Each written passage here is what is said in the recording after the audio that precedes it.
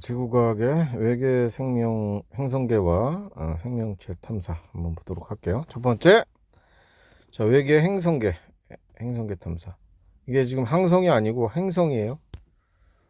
스스로 빛을 내지 않는 항성에 딸려 있는 행성을 탐사하는 겁니다. 그러니까 보이지가 않잖아요. 밝게 빛나는 게 아니기 때문에 굉장히 어렵습니다. 자, 일단 외계 행성은 행성의 정의부터 볼게요.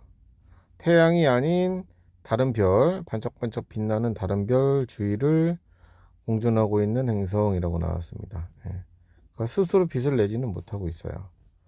그러니까 얘네들을 갖다 어떻게 찾아내냐, 쉬운 건 아니죠. 자, 이러한 외계 행성이 하나의 항성과 묶여져 있는 그런 개를 외계 행성개라고 부르고요. 자, 이거를 탐사하는 방법에 대해서 나와 있네요. 자, 왜 행성은 별에 비해서 크기가 작고 스스로 빛을 내지 않아서 매우 어두워요. 따라서 직접 관측하는 것은 불가능합니다. 주로 간접적인 방법으로 탐사를 한대요. 첫 번째 탐사 방법 별표에 있네요. 중요해요. 나올 것 같아요. 중심별의 시선 속도 변화를 이용하는 방법. 자, 이게 무슨 얘기냐면 우리 이런 거 배운 적이 있을 거예요. 여기 어떤 소리를 내는 물체가 있다고 할게요. 얘가 정지 상태에 있어요. 그러면은 이렇게 소리내는 음파의 파장이 이렇게 사방으로 퍼져나가거든요. 근데 이게 이제 앞쪽으로 전진을 한다고 할게요.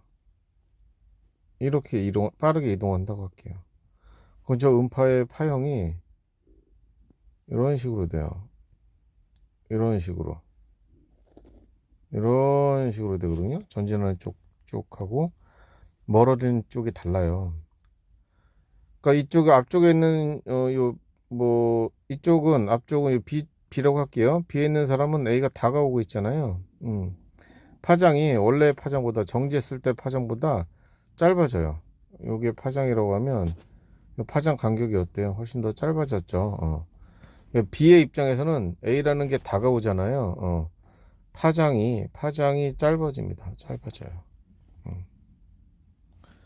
당연히 뭐 이쪽에 뭐 C가 있다고 하면은 C의 입장에서는 소리내는 물체가 멀어지고 있죠. C의 입장에서는 멀어지고 있어요. 이때는 파장이 길어집니다. 원래보다 이렇게 길어지죠.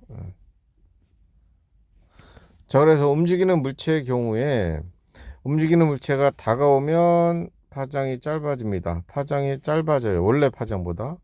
그럼 빨주노초 파남보 중에서 청색 쪽으로 좀 쏠려요. 청색이 파장이 짧은 쪽이니까.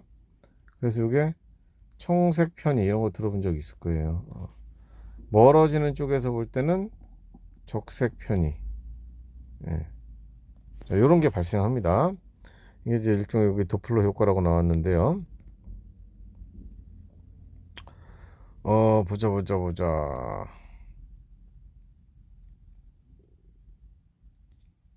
별이 관측자에게서 멀어지는 경우에는 적색 편의 현상이 관측됩니다라고 돼 있죠.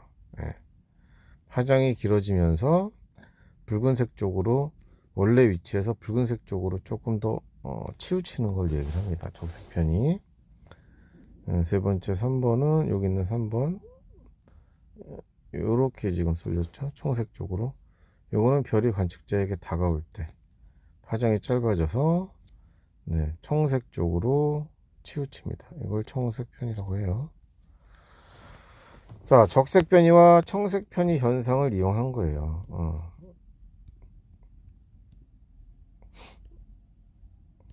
표점. 자, 저기 멀리 있는 어떤 별을 갖다가 우리가 볼 때 행성은 빛을 내는 게 아니니까 우리가 빛을 내는 별은 요 별이란 말이에요. 요거를 보는 건데요. 중심별을 보는데 이 중심별 주변에 이제 행성이 있다고 할게요. 그러면 우리 시소 생각하시면 돼요. 시소가 이렇게 있어. 이쪽에 굉장히 질량이 큰 놈이 있고요. 여기 가벼운 게 있어요. 그럼 요거의 무게중심이 어디예요? 정 가운데 아니죠. 요쪽으로 질량이 큰 쪽으로 쏠려 가지고 무게중심을 잡아야 얘가 수평을 이루겠죠. 그죠? 예. 마찬가지예요. 중심별이 있고 주변에 행성이 있는데 행성의 질량이 좀 적당히 있어. 자, 이런 경우는 행성하고 이 중심별 어딘가에, 즉 중심별에 가까운 쪽에 무게중심이 있어요. 이걸 공통중심 질량이라고 합니다. 요 공통중심 질량을 얘를 중심으로 회전을 합니다. 중심별도 돌고 이렇게 직선을 그렸을 때 얘가 이렇게 돌고 너도 이렇게 돌고. 그래서 중심별이 여기 있으면 요 행성은 여기 있겠죠. 이렇게 서로 이렇게 해서 계속 도는 거예요. 이렇게 얘는 이렇게. 자, 공통 중심 질량을 일종의 무게 중심이라고 생각하시고요. 이게 회전을 하게 됩니다. 물론 요 행성의 질량이 적당히 좀 있어야 돼요. 요 행성의 질량이 너무 가벼우면 요 공통 중심 질량이 거의 뭐 요쯤으로 가버린다고 할게요. 그러면 거의 중심별은 안 돌아요. 그죠? 회전을 안 합니다.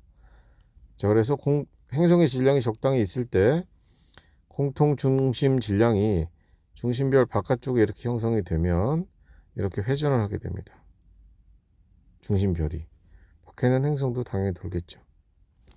우리 입장에서는요, 이제 지구에 있는 관측자가 볼 때는 이 빛을 내는 이 중심별이 회전을 하잖아요. 이렇게 돌 때는 우리로부터 멀어져요. 그러면 멀어지니까 적색 편의가 관측이 된다고요. 그 다음에 돌아서 이쪽으로 이렇게 돌아올 때는 다가오죠. 이때는 청색 편의가 관측이 돼요. 요렇게 지나갈 때나 뭐 요렇게 지나갈 때는 특별히 관측이 안 되겠고요.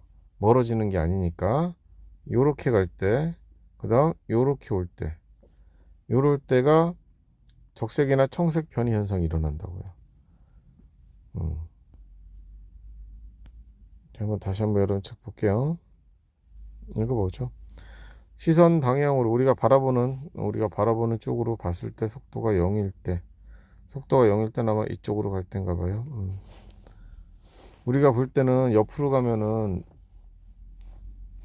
얘가 그 속도 변화가 없는 것처럼 보인단 말이에요. 일단 변화 없고요. 자, 여기서 이쪽으로 이동할 때입니다. 이렇게 이동할 때는 우리가 볼 땐 멀어지죠. 이러면 적색 편의 현상이 관측이 됩니다. 원래 위치에서 적색 쪽으로 치우친 거죠.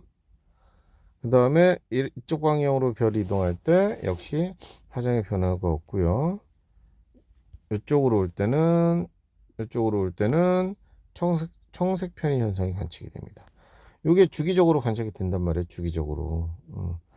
자, 이렇게 관측이 되면 이러한 편의 현상이 주기적으로 관측이 되면 이 별의 주변에는 어떠한 행성이 있는 거야. 거꾸로 이렇게 생각하는 거예요. 너는 보이지 않지만, 행성은 보이지 않지만 어떠한 별이 이렇게 적색과 청색 또는 파장의 변화 없는 이 상황이 주기적으로 발생을 한다면 이 별 주변에는 어떤 행성이 있는 거지.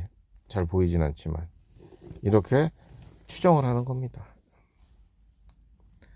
자, 도플러 효과를 이용한 방법은요. 행성의 질량이 클수록 좋아요. 별들이 공전을 크게 하겠죠. 도플러 효과가 크게 나타날 때 효과적입니다. 또 파장의 변화를 잘 관측을 해서 행성의 질량도 추정도 가능하답니다. 행성의 질량이 좀 큰지 아니면 작은지 이런 것도 추정할 수 있겠죠. 자, 한계점은요. 행성의 공전 궤도 면이 관측자의 시선 방향과 우리가 바라보는 방향과 수직일 때는 관측이 불가능하다. 우리 지구에서 바라보고 있는데 얘가 이렇게 돌아야 된다고 이 별이 이렇게 돌아야 된다고 이렇게 돌아야 공통 중심 질량이 여기라고 하고 이렇게 돌아야 이 현상이 관측이 되는데 이 자식이 이렇게 돌면 안 돼요. 이렇게 돌면 안 된다고. 이렇게 돌면 이런 식으로 돌면 안 된다고. 여기를 기준으로. 그럼 우리가 바라볼 때는 얘네들은 이렇게 돌기 때문에 수직으로 돌기 때문에 그냥 멀어지거나 가까워지거나 하질 않죠. 그 다음에 행성의 질량이 작거나 중심별에서 멀리 떨어져 있으면 즉 공통 중심 질량이 너무 중심별 쪽에 있는 거예요.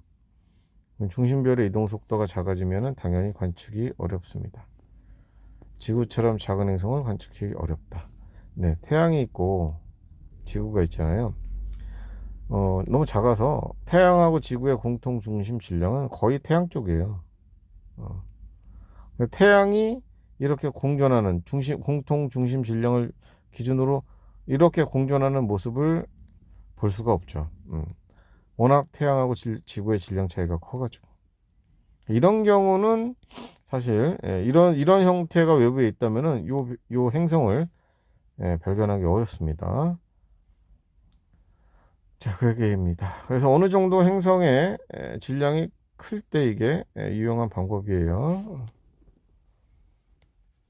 자, 두 번째는 일식월식 아시죠? 식현상을 이용한 방법이에요. 식현상. 자, 중심별을 갖다 우리가 관측을 하고 있는데 행성이 그 주변을 돌아서 이렇게 지나갈 때 가리잖아요. 이렇게 1번, 2번, 3번 지나가면서 가리죠. 저 별을 가리면 어떻게 돼요? 밝기가 좀 줄어들겠죠.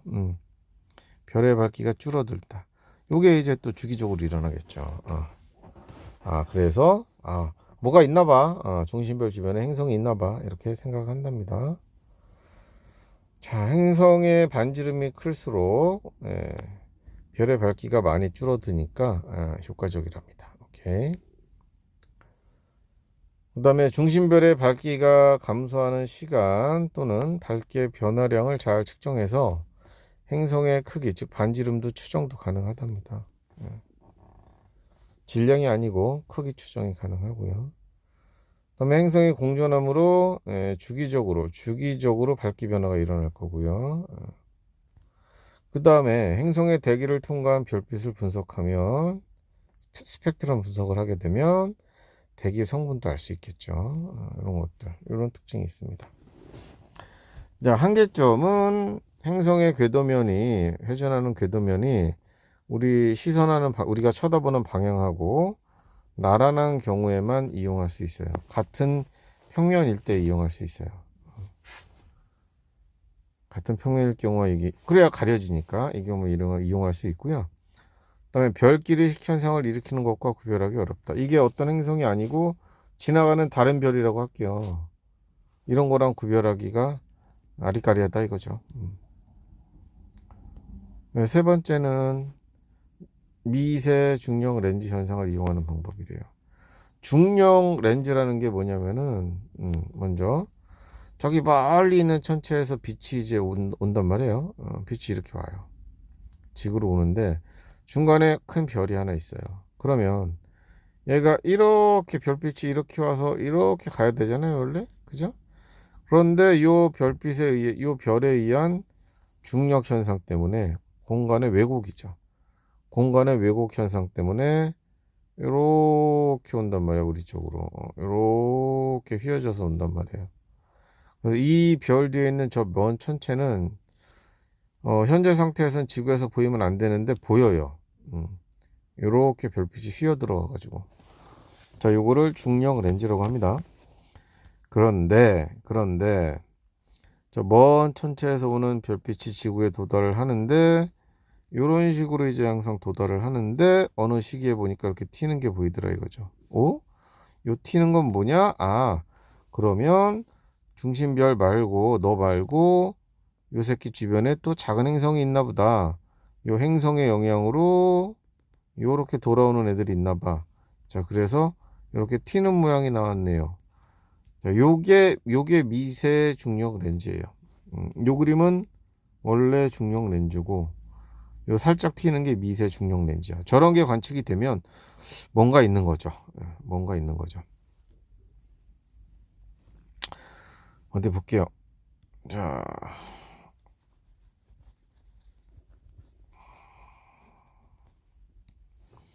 두 개 천체가 같은 시선 쳐다보는 방향에 있을 때 너하고 너겠죠. 뒤쪽에 있는 천체에서 오는 빛은 원래 이렇게 오는 빛은 앞쪽에 있는 별의 중력에 의해서 미세하게 굴절돼요. 원래 굴절이 안 되면 이게 안 보여요. 안 보이는데 굴절이 돼서 보인단 말이에요. 뒤쪽 전체 밝기. 예, 밝기가 이제 변하고 이때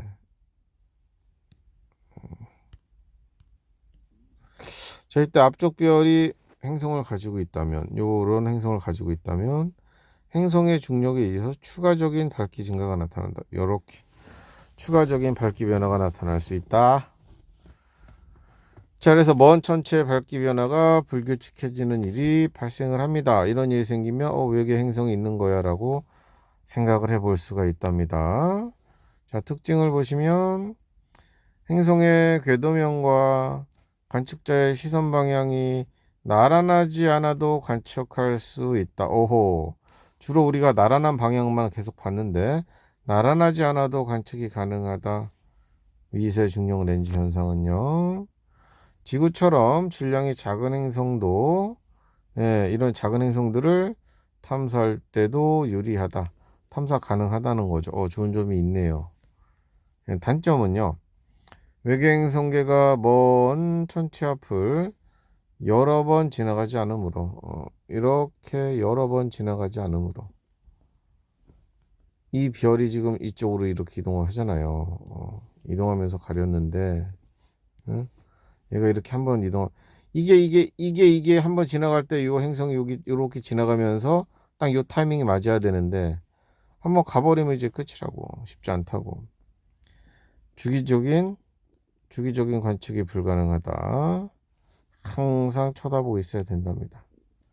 쉽지 않나 봐요, 관측하기가. 다른 두 방법보다 당연히 발견된 외계 행성의 수가 적은 편이랍니다. 그러니까 관측하는 것 자체가 쉽지 않다, 이런 얘기인 것 같네요. 네, 그 다음에요. 네 번째는 뭐 직접 촬영하는 방법도 있답니다. 근데 이건 뭐 먼 건 어렵겠죠. 중심별의 밝기가 행성에 비해서 매우 밝기 때문에 중심별을 가리고 행성을 찾습니다. 우리가 개기일식 때 주변에 볼 수 있는 것처럼 중심별을 가리고 찾아서 사진을 찍나 봐요. 행성 사진으로 존재도 확인할 수 있고 분광 관측으로 대기 성분도 알 수 있고, 당연히 한계점은 거리가 멀면 어려워요 라는 얘기고요. 자, 이런 외계 행성계의 특징은요. 왜 탐사하고 있어요? 왜 탐사하고 있어요? 우주로 활동 영역을 넓히기 위해서 탐사하고요. 탐사 경향은 지구 같은 애들 주로 찾는 경향이 있습니다. 우리가 이주하고 싶어서 그런가요? 자, 그 다음에 케플러 우주 망원경은 꽤 많은 걸 찾았나 봐요. 2009년에 발사했는데 지구하고 크기가 비슷하고 중심별하고 거리도 적당하고 이런 행성들 1년에 한 바퀴, 마치 지구 같은 애들이에요. 지구 같은 애들, 지구 환경과 비슷한 애들을 열심히 찾고 있나 봅니다. 그래서 꽤 비슷한 거 많이 찾은 것 같아요. 자, 우주망원경이 발사되면서 정밀한 관측이 가능해지고요. 지구와 크기와 질량이 비슷한 그런 행성들, 이런 것들이 점점점 많이 발견되고 있답니다. 보자. 연도별로 최근에 2016년도네. 아이고, 뭐야? 2016년도 최근 거 보면은 행성의 질량이 목성이 여기네요. 우리는 뭐 목성보다 한참 작기 때문에 뭐 요쯤 어디에나 해당이 될 것 같아요. 목성 정도 되는 애들이 좀 많이 있군요. 얘가 기준인가 보네. 얘보다 어쨌든 좀 작은 애들, 질량이 작은 애들. 그 다음에 크기에 따라서 보자. 개수를 보면 지구가 1이니까 요쯤이네, 그죠? 뭐 한 200개 정도 있네요. 행성 개수 많이 찾았네. 뭐 이런 식으로 이제 여러 지구하고 비슷한 애들 또는 그런 애들을 찾으려고 노력 중이다. 뭐 외계 행성이 많이 발견되는 중심별의 질량은 대부분 태양의 0.8에서 1.4배 정도이다. 태양 정도 되는 애들이 행성을 많이 가지고 있네요. 그쵸? 1100개 정도 찾았네요. 그 중에 지구하고 비슷한 애도 있겠죠. 자, 여기까지입니다. 일단은 외계 행성을 찾는 방법 세 가지, 뭐 사진까지 찍는 거 하면 네 가지네요. 네 가지 보시고 잘 공부하시고 여기 네 문제 일단 풀어 보세요. 자, 그 다음에 여기는 뭐 이제 별 얘기 없어요. 외계 생명체 탐사하는 방법. 외계 생명체. 자, 외계인 만나고 싶은가 봐요. 자, 외계 생명체 필수 요소 역시 또 지구 입장에서 얘기하는 거예요. 액체 상태에 물이 있어야 되지 않냐? 뭐 이렇게 생각한답니다. 액체 상태에 물이 있어야지 뭐 이게 가능하기 때문에 그렇답니다. 진화에 필요한 환경이 제공되기 때문이에요. 그 다음에 생명 가능 지대라고요. 액체 상태에 물이 존재할 수 있는 그 영역을 얘기를 합니다. 그러니까 중심별에 너무 가까워도 안 되고 멀어도 안 되고 이런 영역인 거죠. 당연히 이 생명 가능 지대는 굉장히 중심별이 밝으면 밝을수록 멀어지겠죠. 중심별에서 멀리 떨어져 있어 뜨거우면 안 되니까 생명 가능 지대 폭도 뭐 넓어질 거고요. 자, 중심별이 주기활성일 때 태양 같은 애라고 보게 되면 당연히 질량이 클수록 강도가 크므로 생명 가능 지대는 멀어지겠습니다. 멀어집니다. 폭도 넓어지고요. 뭐 당연한 얘기고요. 그 다음에 적색거성으로 진화가 되면 더 커지죠. 그러면 사이즈가 더 커져요. 중심별의 크기도 커지고 강도도 더 커지므로 생명 가능 지대는 더 뒤로 후퇴합니다. 멀어지고 더 넓어집니다. 아주 멀리 가겠죠. 뭐 당연한 얘기고 이건. 자, 별과 행성 사이의 거리라. 별과 행성 사이도 적당해야 돼요. 자, 너무 가까우면 안 되겠죠. 뜨거워요. 너무 멀면 어때요? 차가워요. 이렇게 그냥 보시면 되고요. 딱 그래서 이 그림에 보시면 여기 태양이죠. 태양하고 지구 요거 기준으로 보게 되면 요 폭 기준으로 보면 가까우면 좁아지고요. 그 다음에 중심별의 질량이 매우 크면은 거리도 멀어지고 이 폭도 굉장히 커지는 걸 볼 수 있을 겁니다. 뭐 이렇게 보시면 되고요. 외계 생명체가 존재하기 위한 조건은 각 지구 기준, 지구의 인류 기준으로 보시면 돼요. 그러니까 우리 기준으로 우리하고 비슷한 애들이 뭐 있는 걸 찾고 싶은가 보죠. 기본적으로 생명 가능 지대에 위치할 것이고 중심별이 적당한 질량이 있어야 됩니다. 중심별 질량이 너무 매우 크면 일찍 뒤져요. 중심별 수명이 짧잖아요. 별의 수명이 짧아요. 그러면 안 돼요. 왜? 진화 시간이 너무 부족하답니다. 이렇게 추정하고 있고요. 중심별의 질량이 너무 작은 경우는요. 그 경우는 이 질량이 작으니까 가까이 가야 되겠죠. 생명 가능지대가 좀 가까워지겠죠. 생명 가능지대가 가까워져요. 가까워지면 어떻게 될까요? 그 행성이 별의 중력 때문에 공전과 자전주기가 똑같아져요. 마치 지구에 붙잡힌 달처럼 같아지면 당연히 밤낮이 없기 때문에 생명체가 존재하기 어렵습니다. 자, 중심별의 질량이 그래서 적당한 게 좋습니다. 태양 같은 걸 찾는 거예요. 자, 대기도 당연히 적절해야 되겠죠. 너무 두꺼워도 안 되고 너무 얇아도 안 되고 대기도 지구에 있는 것처럼 어느 정도 있어야 되겠고요. 그죠? 그다음에 뭐 이렇게 해로운 자외선을 차단하려 오존이 존재하잖아요. 지구에는 오존 존재하죠. 오존 이런 것처럼 어떤 형태 자외선을 차단하는 형태의 대기가 있어야 된다. 이런 얘기인 것 같아요. 자기장도 존재하면 좋겠죠. 태양에서는 우주에서 날라오는 고에너지 입자를 막아내니까 지구 외부에 있는 자기장이. 근데 이러려면은 자기장이 형성되려면 내부의 핵에 액체 상태의 핵, 우리 지구 외핵이 액체 상태잖아. 그러한 액체 상태의 핵이 존재해야 되겠네. 그죠? 딱 지구 얘기하고 있네요. 자, 위성도 존재해야 된답니다. 얘가 있어야 행성의 자전축이 안정적으로 유지가 된대요. 적당한 자전축의 경사도 있어야 봄, 여름, 가을, 겨울 계절도 일어날 수 있고요. 계절 변화. 자, 이런 것들 딱 지구 기준으로 생각하시면 돼요. 문제 나오면. 이게 생명체가 존재하기 위한 행성의 조건입니다. 그렇게 보시면 되고요. 뭐 탐구 자료청에 있는 거는 인간이 지금 지구가 탄생하고 얼마냐? 46억 년이죠.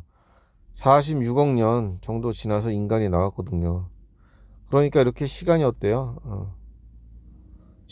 진화의 시간이 굉장히 길죠. 생명체가 탄생한 거는 약 10억 년 지나서 만들어졌고, 인간이 만들어지기까지는, 인간으로 진화하기까지는 훨씬 더 긴 시간이 필요합니다. 자, 그래서 여기 있는 많은 그 주 계열성 중에서 적어도 10억 년 이상의 시간이 지난 애들, 그런 애들이 뭐 생명이 탄생할 수 있지 않을까, 뭐 이런 것들을 갖다가 뭐 보는 거래요. 4번을 보시면 수명이 10억 년 이하인 별은 생명체 탄생이 어렵답니다. 그죠? 수명이 최소 30억 년 이상인 별은 가능하답니다. 여기 보면 10억 년 이상이면 여기서부터는 이런 별들이네. 그죠? 이런 놈들. 자, 이런 애들이 생명체가 존재할 수 있다. 뭐 이렇게 보시면 되고요.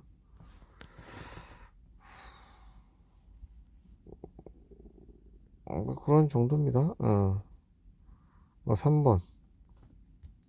생명체가 존재하기 위해서 적합한 중심별의 분광형을 보자. O형별. 여기네요. 생명 가능지대가 별에서 멀고, 너무 밝아서 별에서 멀고 폭이 넓지만 수명이 짧아서 부족. 자, O형 X 탈락. M형이네요. 저거는 밝기가 너무 어두울 것 같아요. 수명은 길지만 강도가 작아서 생명 가능지대가 별에 가까이 위치하므로 역시 마찬가지로 진화가 어렵습니다. 별의 중력이 너무 크게 받기 때문에. 태양과 유사한 G형, 여기요. G형은 적당하답니다. 그러니까 태양하고 지구의 관계, 그렇게 돼 있는 애들을 찾는 겁니다. 자, 그 정도예요. 이 정도 보시고, 뭐 여기는 뭐 외계 생명체 탐사 활동에 대한 과거의 행적들이 있네요. 뭐 행성이나 위성에 탐사정을 보내서 탐사하기도 하고요. 태양계 행성 중에 지구와 비슷한 화성에 뭐 여러 애들 보냈었죠. 큐리오시티 로봇 같은 거, 탐사 로봇 같은 거 보낸 거예요. 이런 것도 계속 찾고 있고요.